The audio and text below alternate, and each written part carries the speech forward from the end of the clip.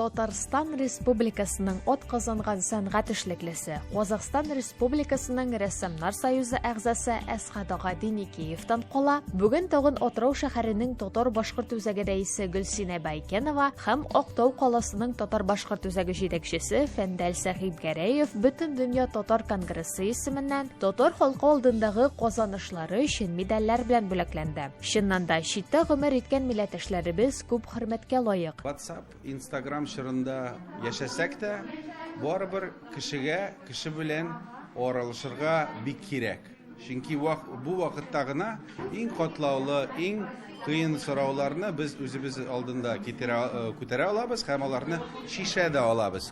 Фикер алышыр сораулар һәм мәсьәләләр байтак. Иң мөһиме ел барышында узачак чараларны алдан планлаштырып кую. Әлбәттә, барысы да эпидемиологик хәлгә карап башкарылачак. Җәлил укулары, республика күләм сабантуй, бөтен дөнья татар галимнәре форумы, татарча диктант, татар теле буенча халыкара олимпиада, Иртыш моңнары бәйгесе, Нәҗип Җиһанов музыкаль фестивале һәм башка чараларда Казакстанның һәр төбәге катнашачак. 21-нче ел бәйрәмнәргә дә бик бай. Мәсәлән, Җаек шәһәренең татар үзәге бөек әдибебез Габдулла Тукайның зур юбилеен уздырырга планлаштыра һәм тарихи урыннарны барлый. Кызыл мәчетнең кашында бар бездә медресе. Габдулла Тукай шунда укыган.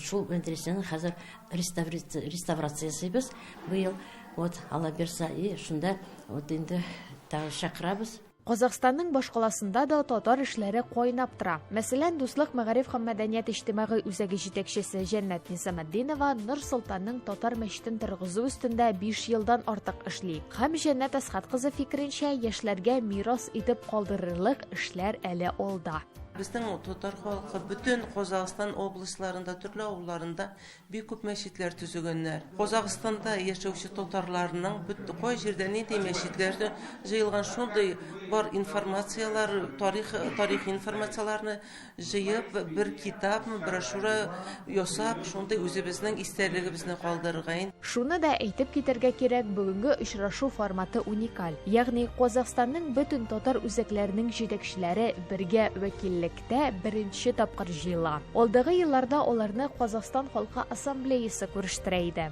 Бүгенге форматтагы күрешүләр нәтиҗәле булса, алга таба да кабатлау мөмкин булачак. Таңсылу Насырова, Татарлар, Нур-Султан шәһәре, Казакстан.